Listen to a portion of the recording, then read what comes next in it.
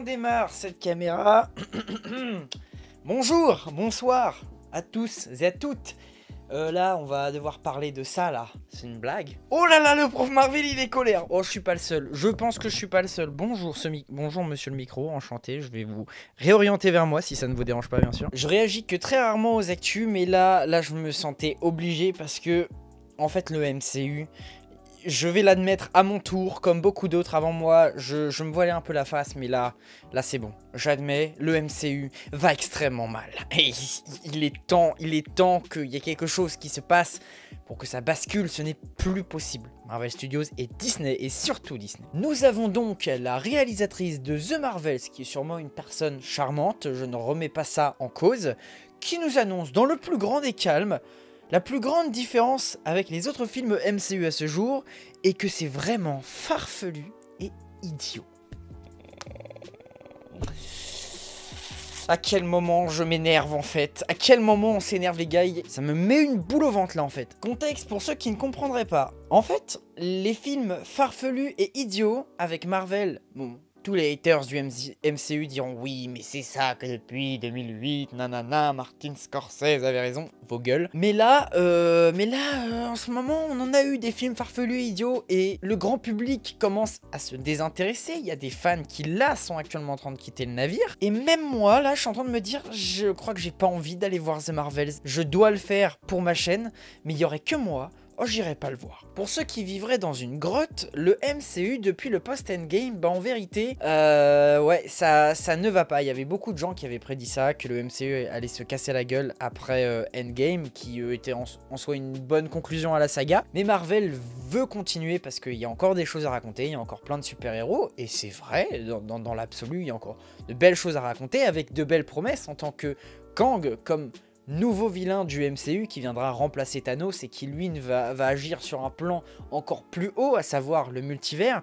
Donc là, la promesse est très bonne en soi. On part sur de bonnes choses. Et en vérité, oui, le MCU partait très bien. On a commencé avec des séries WandaVision, Loki et Falcon and the Winter Soldier qui, dans les faits, sont des succès critiques. Donc on était en mode, let's go, le MCU repart de plus belle. On arrive à Black Widow.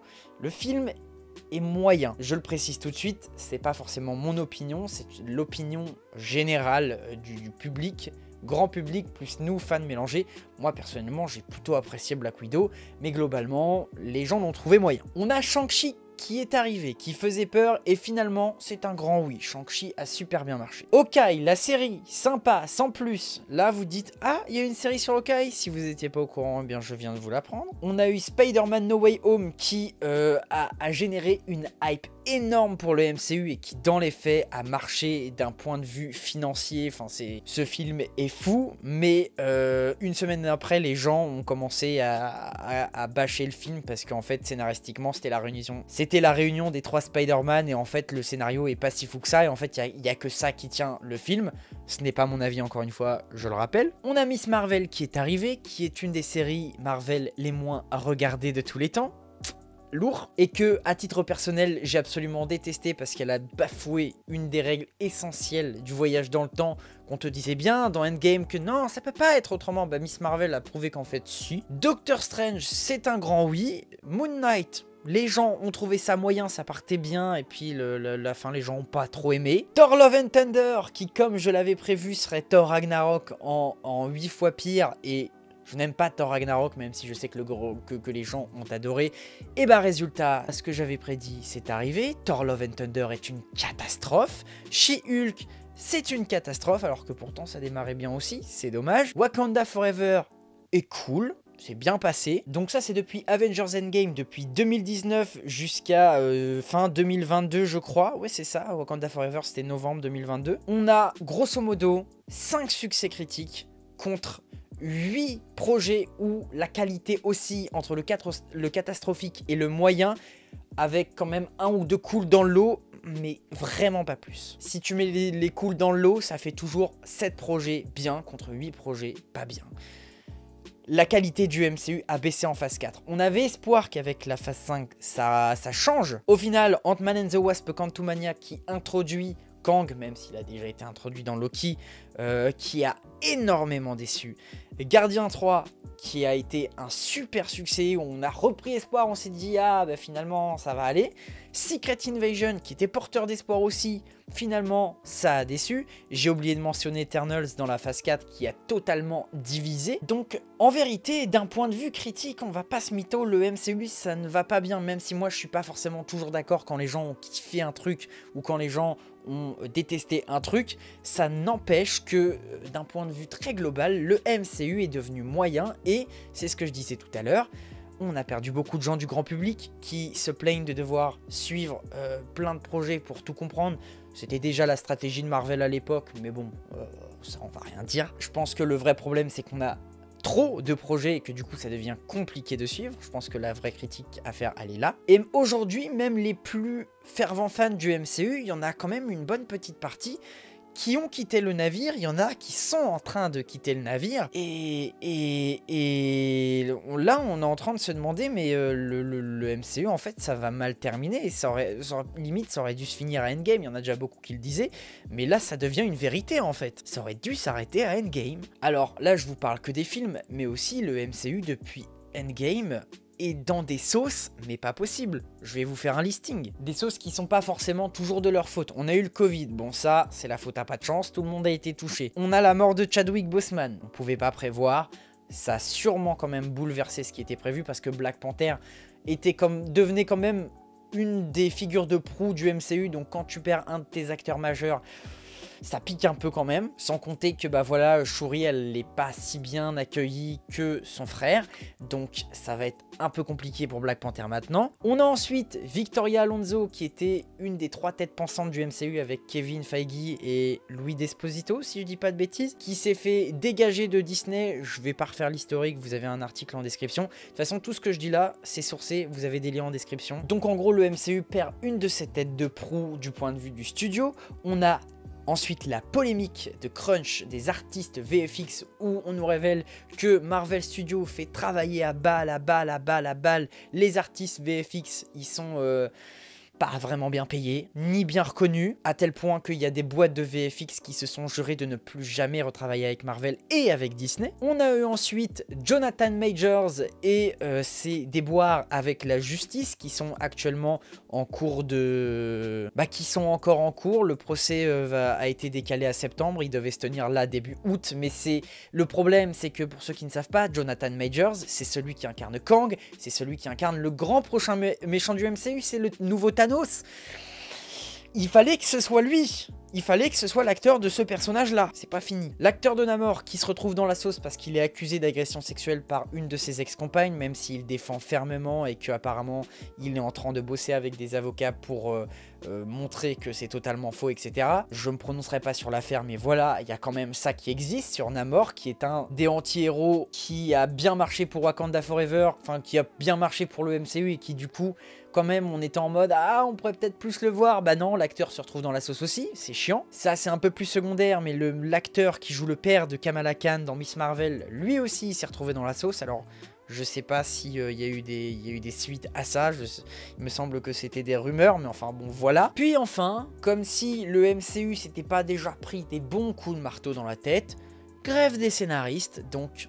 tous les tournages sans exception sont mis en pause, donc tournage de Daredevil, le tournage de Captain America 4, je crois qu'il a été achevé avant, Blade qui a subi des reports et des reports parce qu'il y a plein de problèmes, j'en ai pas parlé mais voilà ça fait partie des trucs où Marvel Studios galère, et il me semble aussi qu'il y a un autre tournage qui a été mis en pause, enfin bref, grève des scénaristes, ça pique. Grève des acteurs, donc alors là c'est bon, si les scénaristes n'étaient pas suffisants, les acteurs aussi, donc là c'est pas que Marvel Studios qui est touché, hein, c'est Hollywood de manière générale, mais du coup ça met quand même bien Marvel dans la sauce parce que y en a qui pensent que c'est bénéfique. Le problème c'est que pendant ces grèves, quand t'as des projets qui sont en production et même quand elles sont à l'arrêt, on doit verser de l'argent, sauf que Disney et Marvel n'ont pas des cagnottes infinies, même si c'est Disney, on sait très bien que Disney financièrement parlant ces dernières années ça n'allait pas, et c'est pour ça que Bob Iger, l'ancien patron de Disney, est revenu et on va en parler de Bob Iger. Enfin bref, faut continuer de payer en fait. Donc du coup là on est en train d'en balancer de l'argent dans le vide et donc ça va forcément impacter les scénarios parce qu'on va devoir terminer à la va-vite. Tu peux être sûr que Disney va vouloir essayer de limiter la casse et donc de le payer le moins possible les gens qui travaillent sur les projets. Donc du coup ça va forcément réduire la qualité des projets. Une polémique d'une figurante de WandaVision qui dénonce les pratiques de Disney et de Marvel en disant que son image numérique a été scannée sans qu'on lui explique pourquoi, sans avoir eu plus de rémunération. On a les prix de Disney+, qui enfle, qui augmente avec un abonnement où tu te manges des pubs mais tu dois quand même payer, t'inquiète, tout va bien. Et enfin, t'as donc du coup Bob Iger, le patron de Disney, qui était patron de Disney avant que un certain Bob Chapek reprenne l'affaire. Bob Chapek, c'était à l'époque de WandaVision, Loki, etc. Bob Iger est donc revenu il n'y a pas très longtemps. Et là, Bob Iger te dit, à propos des grèves, les exigences des syndicats atteignent un niveau qui n'est simplement pas réaliste. Ils ne font qu'ajouter aux défis que notre industrie traverse en ce moment, ce qui est très franchement du domaine de la disruption. Donc là, en fait, ce que vient de faire Bob Iger, c'est qu'il a vu qu'il y avait du feu en face de lui et il s'est dit « Ah, un bidon d'huile, tiens, je vais jeter, hop, on jette. » Puis il en a vu un deuxième et puis il l'a repris, puis il l'a jeté. C'était vraiment la pire des déclarations à faire dans une période où Hollywood entier est en grève. Vraiment. Surtout quand t'es à la tête d'un des plus gros studios, d'un des plus gros empires du monde. Ça pique avec les licences les plus lucratives au monde. Je dis pas que Marvel est la plus lucrative, mais bon, t'as Star Wars. Je vais pas vous faire le listing de ce que possède Disney, allez voir sur internet pour ceux qui ne savent pas. Et c'est pas que mon avis, le fait que Bob Iger jette de l'huile sur le feu, là, il a terni son image parce qu'il y a beaucoup de gens et de professionnels dans le milieu qui lui ont dit « mais... quoi ? Il est fou lui !» Exemple, Tatiana Maslany, je ne sais plus bien son nom, l'actrice de She-Hulk, qui déclare à propos de Bob Iger, « Je pense qu'il est complètement déconnecté. Il est complètement déconnecté des travailleurs qui font de ces émissions une réalité, qui font que les gens regardent ces émissions, qui lui apportent des téléspectateurs et son argent. Ayant travaillé sur une série Disney, je sais où les gens passent entre les mailles du filet et où les gens sont exploités et c'est scandaleux la quantité de richesse qui n'est pas partagée avec les gens qui font réellement la série. C'est l'équipe, les acteurs, les scénaristes. » Et donc là, vraiment, c'est un article qui est tombé il y a moins de 24 heures, où tu sens que Bob Iger a essayé quand même de calmer le jeu en disant « À propos du contenu que nous produisons, j'aimerais dire quelques mots au sujet des grèves qui ont lieu en ce moment. Rien n'est plus important pour cette entreprise que la relation qu'elle entretient avec la communauté des créateurs, et ceci inclut les comédiens, les scénaristes, les animateurs et les producteurs. J'ai un respect profond pour cette communauté véritable, moteur créatif essentiel à cette entreprise et à notre industrie, et j'ai le fervent espoir que nous arriverons prochainement à trouver des solutions aux problèmes qui nous ont opposés ces derniers mois. Je suis engagé personnellement à travailler jusqu'à ce que nous obtenions ce résultat. » Voilà où en est actuellement Hollywood, où en est du coup Disney, où en est Marvel, où en est le MCU. C'est la guerre. Et donc, je fais cette vidéo parce qu'en fait, de base, je suis là pour parler de The Marvels. On a la réalisatrice qui nous lâche dans le plus grand des calmes que son film va être, en fait, exactement comme est le MCU depuis quelques années. Et les gens en ont marre de ce MCU là. Les gens sont en train de se barrer. Le premier trailer de ton film, c'est le trailer le plus disliké. C'est-à-dire que j'ai les chiffres là, pas long. En une journée, ça a été le trailer Marvel le plus disliké. Je crois que ça l'est encore aujourd'hui. Il a récolté 443 000 likes positifs contre 464 000 dislikes. C'est pas le genre de ras-le-bol où c'est genre... t'as quand même une majorité de likes et une grosse partie de gens qui dislikent. Non, c'est pas ça. C'est que là, il y a une majorité de dislikes contre des likes. C'est très révélateur de ce que le public, de manière globale, que ce soit grand public ou nous fans, de ce qu'on ressent en fait vis-à-vis du MCU. Les gens en ont marre. Et ça peut se comprendre après les dernières catastrophes qu'on a eues. Et ça peut se comprendre après les dernières catastrophes qu'on a eues. Secret Invasion, moi j'ai bien aimé, mais je sais que, encore une fois, ça a quand même... Le dernier épisode, les gens sont en mode c'est horrible. Et en même temps, du coup, t'as Bob Iger qui déclarait il y a quelques semaines de ça que, voilà, il était peut-être temps que Marvel ralentisse sur les projets qui étaient prévus. Il avait reporté pas mal de projets, Loki a subi un report, Bon, Blade, on n'en parle pas. Captain America 4 a été reporté. Deadpool, sa date a bougé aussi. Enfin bref, il y a plein de choses qui ont bougé. Donc t'as Bob Iger qui te dit ça. Donc tu te dis, putain, le gars, c'est bien, il fait des bons trucs. C'était avant qu'il s'exprime sur la grève des scénaristes. Je tiens à le préciser quand même. Et là, on apprend, dans les dernières rumeurs qui viennent de leakers qui sont plutôt fiables, à savoir Daniel RPK, j'en parle beaucoup sur la chaîne, vous connaissez, qui nous dit qu'il y a un projet sur Billy et Tommy, donc les enfants de Wanda et Vision, qui sont Speed et Wiccan dans les comics, les Young Avengers. Et ben il y a un projet qui sera en cours de développement dessus. Et en même temps, là, dans les prochains projets, on doit avoir Echo. On doit avoir un projet sur Agatha. Alors moi, personnellement, Agatha me hype, mais je sais que ce n'est pas le cas de la majorité des gens. On a un projet sur Wonder Man. Quoi? Donc là, vraiment, je sais pas ce qui se passe chez Marvel et chez Disney, mais on marche sur la tête. Et en fait, ce que vous vous rendez pas compte, oui, je m'adresse à Marvel, Disney, France. Je suppose qu'il y a personne de chez eux qui vont me regarder. Je vais peut-être pas me faire des amis. Peut-être que du coup, je me ferai jamais inviter sur des avant-premières ou quoi. Vraiment, en fait, vous vous rendez pas compte de... Vous faites de la merde. Vous faites vraiment de la merde en ce moment. Je suis désolé de vous le dire. Les gens en ont ras-le-bol.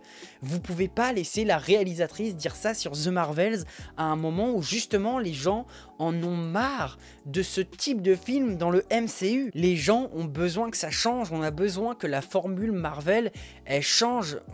Alors, c'est pas pour faire mon instant promo et pour vous inciter à me donner des sous, mais là, j'ai tourné avec un de mes chroniqueurs du Parlons Marvel, Gilder, et une autre personne, une vidéo pour les membres de la chaîne, donc vidéo exclusive que vous pourrez voir que si vous êtes membre, où on parle de l'état général du MCU, et on a vraiment un débat sur est-ce que le Marvel doit s'uniformiser, et puis ça doit être plus contrôlé pour que la qualité reste sensiblement la même, ou alors est-ce qu'on laisse les réals et les équipes et les artistes s'exprimer en sachant que quand on fait ça, ça peut donner des trucs comme She-Hulk, comme Thor Love and Thunder. Taika Waititi est peut-être un bon réal et considéré comme un bon réal dans l'ensemble, mais Thor Love and Thunder, c'est un film ignoble qui ne mérite même pas d'être canon au MCU. Je plaisante même pas. On a vraiment eu un débat sur ça. Alors moi, personnellement, je serais même pas sur quoi me placer parce que on a toujours reproché au MCU d'être très fast-food et d'être hamburger, mais en attendant, la phase 1, 2 et 3, dans l'ensemble, la saga de l'infini, au final, qu'est-ce qu'on en retient? Bah, c'était plutôt une bonne saga, avec un bon gros méchant, avec des belles réunions de héros. Oui, il y a eu des films qui étaient vraiment pas ouf dans le lot, mais globalement, ce qu'on ressort, c'est quelque chose de positif. Là, la saga du multivers, depuis qu'elle a commencé, là, c'est pas positif, hein. Il y a des très excellents bons projets dans le lot, mais globalement, c'est moyen. Voire que ça commence à aller vers le pas bon. Donc, il y a quelque chose qui doit changer. Je ne sais pas quoi, je n'ai pas la solution.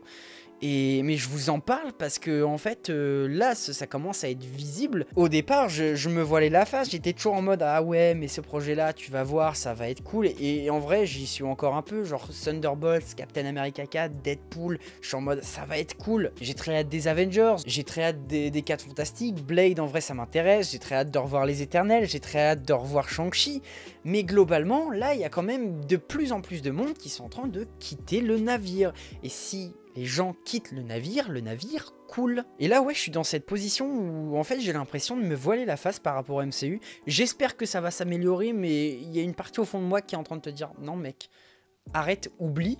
J'en suis même à un point où sur ma chaîne, je commence à me remettre en question de est-ce que j'ai envie de continuer à faire du Marvel. Là, en ce moment, pour vous dire, j'ai plus envie de faire des vidéos sur ma chaîne secondaire qui n'a même pas 1000 abonnés que ici. Alors, j'adore produire du contenu ici, j'adore vous produire du contenu, je kiffe. Mais en ce moment, mon mood vis-à-vis de Marvel, il est pas bon, quoi. Et d'habitude, je fais partie de ceux qui sont en mode j'irai voir Marvel. Je sais qu'il y a plein de gens qui commencent à boycotter et qui se disent ah non celui-là j'irai le voir. Vous savez, qui commencent à sélectionner un peu ce qu'ils vont voir. Et au départ j'étais en mode moi je rentrerai pas dans ce carcan-là, j'ai pas envie.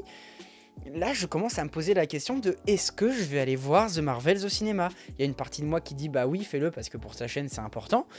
Mais il y a une partie de moi qui est en mode non je vais le regarder quand il sera en streaming. Et encore... Je suis désolé, mais je suis même pas sûr de le regarder par les voies de streaming légales. Donc voilà, je vous fais en fait cette vidéo je sais même pas pourquoi je vous le fais, parce que je me doute que beaucoup d'entre vous vont avoir un avis plutôt similaire qu'assez pessimiste. Il y a peut-être des gens qui vont dire « Ah mais non quand même », etc. Il y a aussi des gens qui vont continuer à défendre l'indéfendable en disant « Ouais mais vous prenez trop la tête, etc. Vous savez plus apprécier les bonnes choses ». C'est un discours que j'ai eu pour Secret Invasion. Et je le pense encore pour Secret Invasion. Mais là, je suis désolé, The Marvels, ce que dit la réalisatrice, c'est un peu la goutte d'eau. Quand je vois, il y a beaucoup de gens, et notamment d'influenceurs qui font du Marvel, qui ont réagi à ça.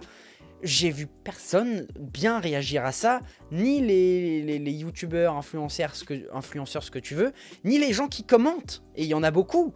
Tout le monde est en mode « Mais non, mais en fait, c'est pas ça qu'on veut. Arrête-toi, arrêtez-vous. » Donc, je lance un pavé dans la mare qui ne servira sûrement à rien parce que je suis pas le youtubeur Marvel le plus regardé, j'en ai très bien conscience. On va être honnête, j'ai 30 000 abonnés et quelques, je fais environ entre 1000 et 3000 vues maximum par vidéo, donc je sais très bien qu'il n'y a même pas 10% de mon public qui me regarde, j'en suis totalement conscient. J'ai mes parts de responsabilité là-dedans, mais je peux pas m'empêcher de me dire qu'il y a aussi beaucoup de gens qui me regardent plus parce qu'ils sélectionnent les projets qu'ils regardent, parce qu'il y en a qui ont en fait quitté le navire et qui sont tout simplement pas des abonnés. Après, il y a forcément des concepts qui vont pas tous vous intéresser, ça j'en ai conscience, mais ouais, j'en suis à ce stade non, faut arrêter de défendre l'indéfendable. Bien sûr qu'il y a encore des projets MCU qui ont l'air d'être hypants. Bien sûr que j'ai très hâte d'Avengers The Kang Dynasty et Secret Wars de Deadpool, évidemment. Mais là, faut tirer le signal d'alarme. Par pitié, s'il y a quelqu'un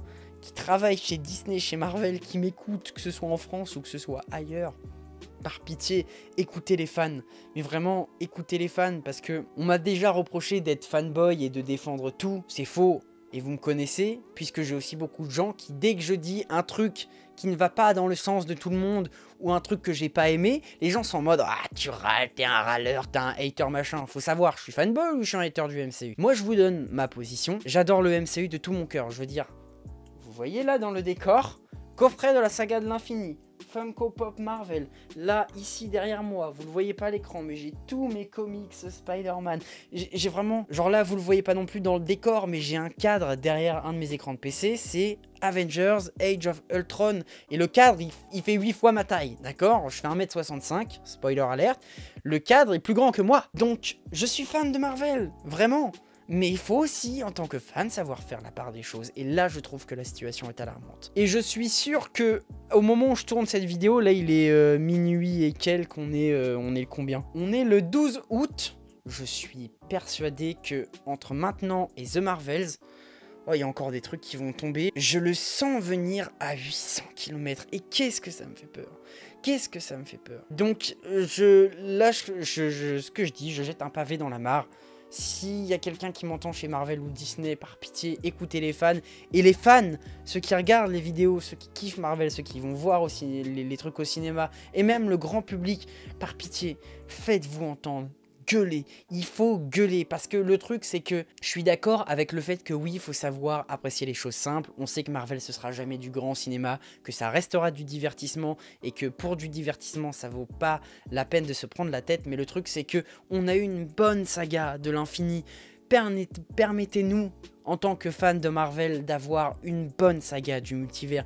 Permettez-nous de dire si le MCU doit se terminer avec Secret Wars, par pitié, terminez sur les chapeaux de roue, faites des bons trucs, espacez les projets, ne faites plus Echo, ne faites pas Wonder Man, ne faites pas les projets sur des personnages dont personne n'en a rien à faire. Je veux dire, Secret Invasion, il y a eu un moment un article de je ne sais plus quel média qui expliquait que Secret Invasion est encore moins regardé que Miss Marvel, alors que Miss Marvel, on sait très bien qu'elle n'a pas été regardée par grand monde. C'est une catastrophe sans nom. C'est une catastrophe. Donc je vais sûrement pas me faire des amis, mais par pitié, Marvel, écoutez les fans. Je dis pas que je suis la voix de la raison, peut-être que je me trompe sur toute la ligne et que les 15 prochains projets du MCU vont me donner tort. J'y crois peu, mais jamais dire jamais, mais faites quelque chose. Je veux dire, vous avez une communauté de fans, vous avez le grand public qui vient vous voir. Vraiment, on aime les Marvel. C'est pour ça que je gueule en fait. C'est parce que j'aime Marvel et que moi je suis en train de voir un de mes univers préférés mourir à petit feu. Alors, c'est pas encore très visible, mais on commence à le voir clairement, et moi, ça me fait de la peine.